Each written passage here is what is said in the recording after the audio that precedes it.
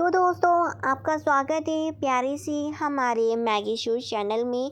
I hope आपको ये प्यारी सी लव स्टोरी जो मैं अभी आपको एक्सप्लेन करने जा रही हूँ ज़रूर पसंद आएगी। अगर ये लव स्टोरी अच्छी लगे तो ज़रूर प्लीज़ कमेंट करना कि आपको स्टोरी कैसी लगी और मैं ऐसी स्टोरी आपके लिए मज़ेदार लाती रहूँगी। तो चलिए चालू करते हैं। इस गाने में हमारी हीरोइन से मिल लेते हैं जिसका नाम मिस सॉन्ग जिंग होता है और वो पैसे कमाने के लिए फेमस लोगों का चुपके से वीडियो निकाला करती थी प्राइवेट पार्टी में। आज उसे मिशन मिला होता है कि यहाँ के सबसे बड़े टाइकून परिवार सेंसाओ का वीडियो निकालना होता है। तो उस पार्टी में घुस जाती है सॉन्ग जी और उसके नेम जहाँ लिखा होता है वहीं पे छुपा होता है हिडन कैमरा। जैन झाओ को अंदाज़ा भी नहीं होता कि उसका चुपके से वीडियो रिकॉर्ड हो रहा है। वो सामने उसके बैठी होती है, वाइन सर्व कर रही होती है और चुपके चुपके से उन दोनों का वीडियो रिकॉर्ड करती जा रही होती है। वो मन के अंदर खुश हो रही होती है कि जितना अच्छे से वीडियो रिकॉर्ड होगा उतना ही अच्छे दाम पे इस वीडियो को वो बेचेगी। और इसके बाद वो जानबूझ के हर एंगल से वीडियो को कैप्चर करने की कोशिश करती है। और उसने सोच लिया होता है कि वो हिडन कैमरे को देगी 50,000 में वीडियो रिकॉर्ड जो उसने किया है। तभी उसकी नज़र जैन झाओ पे पड़ जाती है और वो उससे बोलता है कि तुम रुको, कहाँ जा रही हो और तुम्हें किसने भेजा है। ये सुनने के बाद तो वो डर जाती है और वो बोलती है कि गलत समझ रहे हैं सर आप। वो उसे अपने पास बुलाता है तो जो बगल वाली लड़की होती है जिसका नाम मिस टीना होता है वो जानबूझ के उसके पैर में पैर लगा देती है जिससे वो गिर जाती है। फिर टीना वाइन में एक दवा मिलाती है और उसी दवा के ऊपर वाइन डाल देती है जिससे वह जैन झाओ को पिला सके। इधर जैन झाओ उसके करीब आ रहा होता है। वो उसे बोल रही होती है कि भले तुम्हारे पास पैसा है लेकिन तुम कुछ भी नहीं कर सकते। वो उसे बोलता है मुझे बता दो कि तुम्हें किसने भेजा है और जो उसका नाम प्लेट होता है उससे छीन लेता है और उसे अपने लोगों से बोलता है कि इसे उठा के बंद कर दो।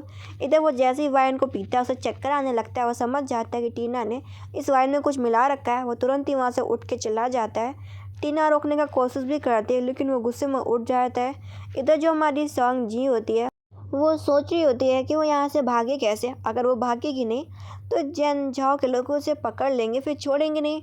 उसे रास्ता तो मिल जाता है, वो खुशी खुशी हैप्पी तरीके से निकल जाती है। लेकिन विला जो क्लब होता है बहुत बड़ा होता है, उसके अंदर बहुत सारे विला भी होते हैं। तो एक विला में एंटर कर जाती है और सोचती है रात गुजारने के लिए ये जगह काफ़ी होगी। तभी वहाँ पर उसे अजीब अजीब से सामान मिलते हैं और वो देखती है कि उसी कमरे में कोई आदमी सो रहा है। उसे लगता है कि ये कोई बार मॉडल होगा जो कि अपना काम करके शांति से लेटा है। तभी वहाँ पे वो हमारी हीरोइन को अपनी तरफ खींचता है और बोलता है कि सिस्टर मुझे छोड़ के मत जाओ। ये सुनने के बाद वो हैरान हो जाती है और वो एक सपना देख रहा होता है जैन झाओ कि बचपन में उसको लड़की को ये हाथ बढ़ाती उसकी तरफ और बोलती तुम चिंता मत करो, मैं तुम्हें सेव करूँगी। और उधर बोल रहा होता है कि सिस्टर मैं तुम्हें ढूंढ लिया। फाइनली वो नशे में होता है। अब वो दोनों साथ में नाइफ वगैरह स्पेंड करते हैं। वो पैसे उसके पास रख के जाती है। तब वो सामने देखती है कि जिस बंदे के साथ उसने नाइट स्पेंड करी है वो कोई और नहीं जैन झाओ है। उसे विश्वास नहीं होता कि वो जिससे बच रही थी वो जैन झाओ निकला। फिर दोबारा से अपनी एक्टिंग चालू करती है कि मैं तुम्हें बहुत टाइम से एडमायर करती थी, बहुत पसंद करती थी। फिर बोलते हैं मैं बाथरूम जा रही हूँ, फिर तुमसे बात करूँगी। और बाथरूम के बहाने से सीक्रेट रूम से निकल के भाग जाती है। ये देख के जैन झाओ सोचता है कि मैं तुम्हें पकड़ लूँगा लड़की। इधर वो क्या करती है, जाते जाते अपने कपड़े विग सब निकाल देती है जिससे उसे बॉडीगार्ड्स वगैरह ढूंढ ना पाए। अब इधर बॉडीगार्ड को शक हो जाता है कि यहाँ पे जो लड़की जा रही है वो दोबारा कंफर्म करता है तो पता चलता है कि जो लड़की भागी है उसने वेटर वाले कपड़े पहन रखे हैं। इस तरीके से हमारी हीरोइन सॉन्ग जी बच जाती है। फिर उसने जो वीडियो रिकॉर्ड किया होता है उसने कान की ईयरिंग में भी कैमरे लगा रखे होते हैं। फिर उस वीडियो को एक बहुत बड़े इंडस्ट्री के रिपोर्टर को शेयर कर दिया होता है 50,000 में और उसके बदले में उसे पैसे मिल जाते हैं। इधर जैन झाओ के बारे में न्यूज़ हर जगह फैल जाती है। इधर उस लड़की के बारे में पता करवाता है तो पता चलता है कि उसका जो बैंक अकाउंट है वो अब्रॉड का है। उसे ढूंढना मुश्किल है और उसका हम चेहरा भी नहीं देख पाए। वो परेशान हो जाता है कि मैं इस लड़की को कैसे पकड़ूं। वो अपने लोगों को बोलता है कि जहाँ से वीडियो जिस कंपनी से लीक हुआ है उसके बारे में पता करो। इसके बाद उसका फ्रेंड फ़ोन करता है कि शू फैमिली में शादी होने वाली, मेरे दोस्त क्या तुम आओगे नहीं। वो कहता है ठीक है मैं आऊँगा। इसके बाद वो याद करता है कि बचपन में जब वो छोटा था तो उसकी माँ को कोई मारने के लिए आ रहा था तो उसकी माँ ने उसे बचाया था और इसके बाद वो देखता है कि उसकी माँ को कोई चाकू मार देता है। उसकी माँ ने कहा था कि बच्चे यहाँ से भाग के चले जाओ, कभी वापस मत आना। और वो काफ़ी डरा होता है। तभी एक लड़की ने उसकी तरफ हाथ बढ़ाया होता है कि मैं तुम्हारा ख्याल रखूँगी। लेकिन छोटे बच्चे ने कहा होता है कि मैं किसी पे भरोसा नहीं करता। और वो छोटा बच्चा कोई और नहीं, जैन झाओ होता है। वो अपनी बचपन की कहानी को याद कर रहा होता है। लेकिन उस छोटे बच्चे ने कहा था कि मैं तुम्हारी मदद करूँगी, ट्रस्ट रखो, भरोसा रखो मुझ पर। इसके बाद वो प्रेजेंट में उसी लड़की को सोच रहा होता है कि जिस लड़की ने बचपन में मेरी जान बचाई थी, वो लड़की को मैं अभी तक ढूंढ रहा हूँ। मुझे मेरी जान बचाने वाली सेवियर अभी तक नहीं मिली। इधर जो वही बॉस होता है, रिपोर्टर, वो उसी लड़की को एक और वेडिंग में जाने के लिए बोलता है। और अब की बार उसने डिमांड किए हुए पैसे कहा होता है, तो उसके पैसे डबल हो जाते हैं। उसकी स्टेप मदर आ जाती है कि तुम्हारी माँ तो हॉस्पिटल में है, अगर तुम इस पार्टी में नहीं जाओगी ना तो तुम समझ लेना कि तुम्हारे फादर तुम्हारे साथ क्या करेंगे। जब उसे पता चलता है कि क्लाइंट ने भी इसी वेडिंग पार्टी में जाने के लिए बोला था कि साई फैमिली के वेडिंग पार्टी में जाना है, तो खुशी खुशी तैयार हो जाती है और वो साई फैमिली के वेडिंग पार्टी में जाती है। वहाँ पे बहुत सारे लोग होते हैं जो कि आपस में बातें कर रहे होते हैं। इधर सॉन्ग जी अपना वही नाश्ता वगैरह खा रही होती है। तभी वो किसी से टकरा जाती है एंड ये मिस्टर लू होते हैं। वो बोलती है मुझे माफ़ करिएगा, मैंने ध्यान नहीं दिया, आपके ऊपर वाइन गिर गई। वो बोलता है कोई बात नहीं। पता चलता है कि सॉन्ग जी पहले ही से मिस्टर लू को जानती थी। जब वो अपने कॉलेज टाइम पे थी, स्कूल की जो बदमाश लड़कियां थी वो कॉलेज टाइम पे ही सॉन्ग जी को पीटा करती थी। तब उसे मिस्टर लू ही दिलासा दिया करता था। फिर कुछ समय बाद वह अब्रॉड चला जाता है। अब वो अब्रॉड से वापस आता है। वो उसे पूछती कि तुम कब तक रहोगे यहाँ पे। वो कहता है कि जब तक मेरा मन है, जब तक बिजनेस है यहाँ पे। तब तक वहाँ पे उसी पार्टी में जेन झाओ की एंट्री होती है, जिसे देख के वो तो अपना चेहरा छुपाने लगती है। उसकी इस हरकतों से मिस्टर लू को अजीब लगता है और वो सब बोलते हैं कि क्या तुम जेन झाओ को जानती हो जो कि तुम छिप रही हो। वो साफ मना कर देती है कि वो जेन झाओ को बिल्कुल भी नहीं जानती है। वो उसे बोलता है मिस्टर लू, अगर तुम मिलना चाहती हो जेन झाओ से तो मैं तुम्हें मिलवाने के लिए ले चलता हूँ सॉन्ग जी। लेकिन सॉन्ग जी दिखावा करती है कि उसके पेट में दर्द हो रहा है, वो अभी बाथरूम जा रही है, वो अभी किसी से मिलना नहीं चाहती है। वो कहता है ठीक है फिर, अच्छा फिर तुम जाओ। इसके बाद वो मिलता है जेन जाओ से कि तुम्हें इस बार का प्रोजेक्ट नहीं मिलेगा। जेन जाओ बोलता है कि तुम इसी ख्वाब में जीते रहो। इधर वहाँ पे शू फैमिली की डॉटर और साई फैमिली का बेटा आ जाते हैं, जो कि दोनों ही शादी से खुश नहीं होते हैं, सिर्फ बिजनेस के लिए शादी की होती है। इधर हमारी हीरोइन दूर से इन चीज़ों को रिकॉर्ड कर रही होती है। साई फैमिली का बेटा बोल रहा होता है कि शादी वाले दिन तुम अपने बॉयफ्रेंड के बगल में खड़ी हो। वो भी कहती है कि तुम भी तो अपनी गर्लफ्रेंड के बगल में खड़े हुए हो, ये सिर्फ बिजनेस शादी है, इसके अलावा और कुछ मत सोचो। और दूर से सब नज़ारा ऊपर से सॉन्ग जी देख रही होती है कि क्या ही अमीर परिवार की शादियाँ हैं। इसके बाद अपने बॉस को बोलती है कि वीडियो तुम कहाँ पाना चाहते हो। इधर जो वो बॉस होता है उसे जैन झाओ के लोगों ने पकड़ लिया होता है। वो साफ साफ बोलता है कि मैंने उस लड़की को भी नहीं देखा, बस मुझे इतना पता है कि वो लड़की है, लेकिन मैंने चेहरा नहीं देखा। मैं उससे आपको कांटेक्ट करवाता। इधर वो वीडियो देने के लिए आई होती है, लेकिन चारों तरफ से उसे बॉडीगार्ड्स घेर लेते हैं और सामने एक गाड़ी खड़ी होती है। उस गाड़ी से जैन झाओ निकलता है। उसने अपने चेहरे पे मास्क लगा रखा होता है। अब वो जो रिपोर्टर होता है बोल रहा होता है तुम बोल दो ना कि मैं तुम्हें जानता हूँ। वो साफ मना कर देती है कि मैं तुम्हें नहीं जानती, मैं तो बस गुजर रही थी यहाँ से। वो बोलता है झूठ मत बोलो, तुम इसके बदले में पैसे पाती थी। वो उसका मार्क्स हटा देता है। फिर सोचता है कितनी ब्यूटीफुल है।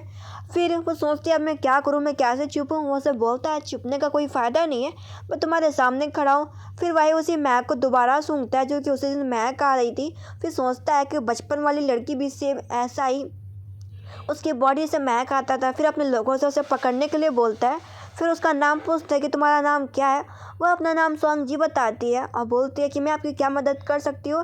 वो उसे 1 लाख का चेक दिखाता है और बोलता है कि तुम्हें मैं कुछ बिजनेसमैन के पास भेजूंगा, तुम्हें उनकी पर्सनल वीडियो रिकॉर्ड करनी है, चुपके से मुझे देनी है, काम करोगी तो तुम्हें बदले में पैसा मिल जाएगा।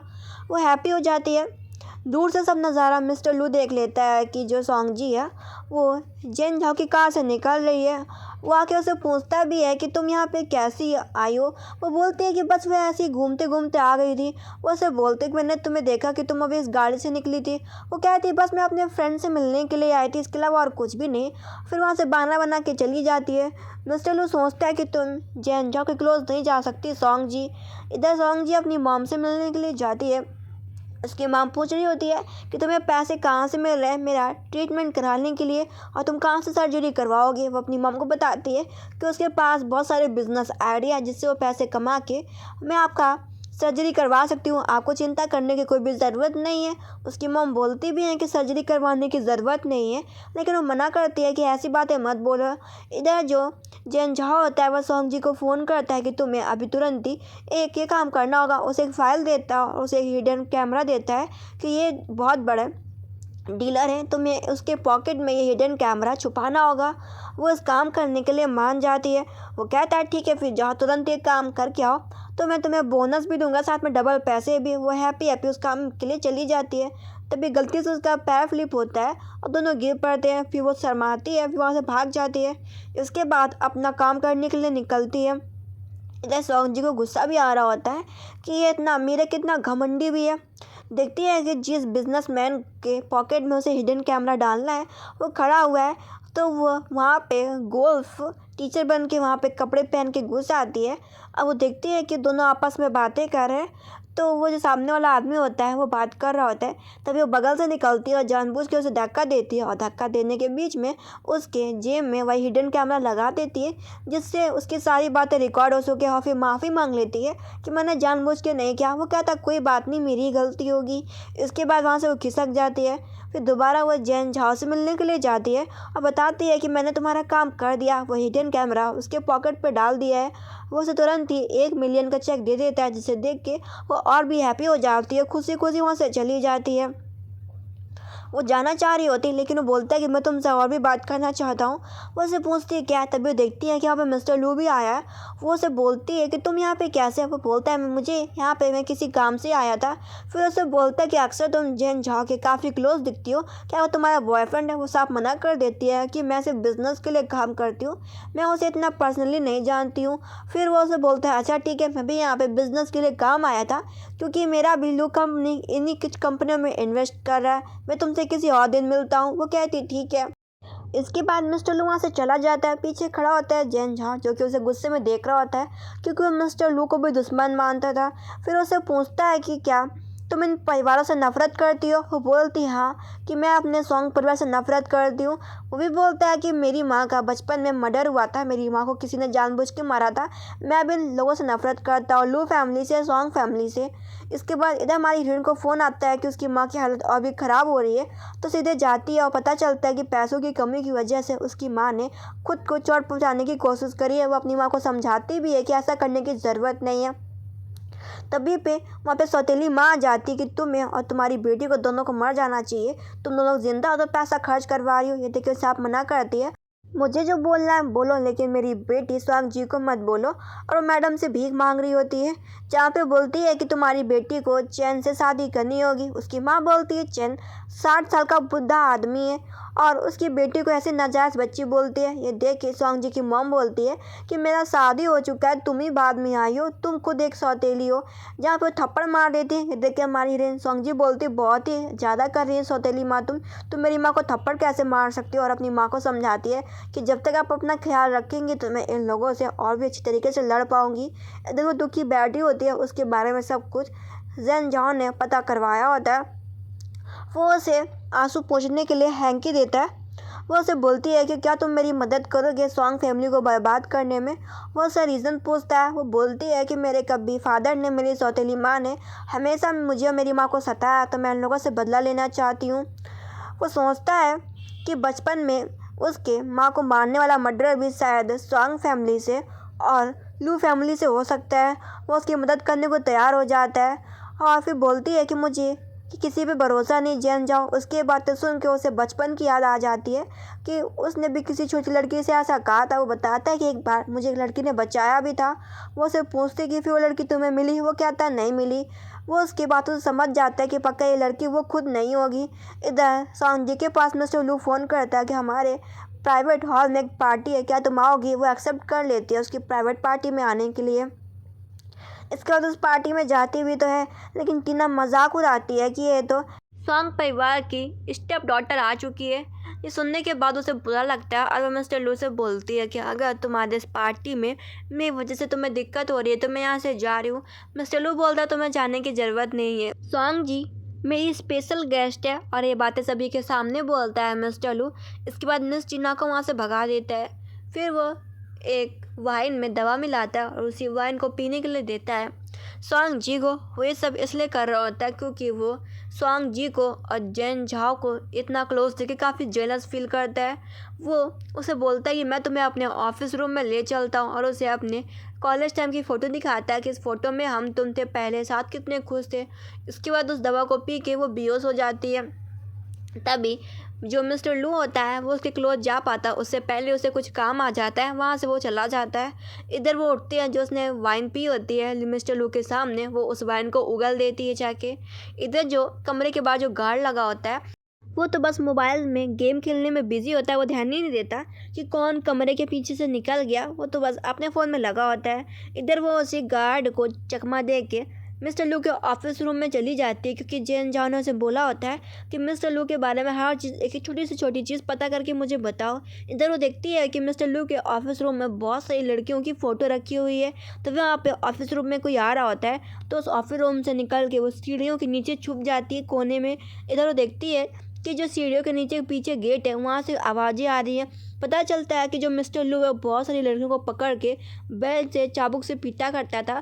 पहले वो लड़कियों पर पैसा लगाता था, फिर जब वो लड़कियां पैसा कमा के नहीं देती थी तो उन्हें पीट के, मार काट के, उनके शरीर के पार्ट्स बेच के वैसे पैसे कमाता था।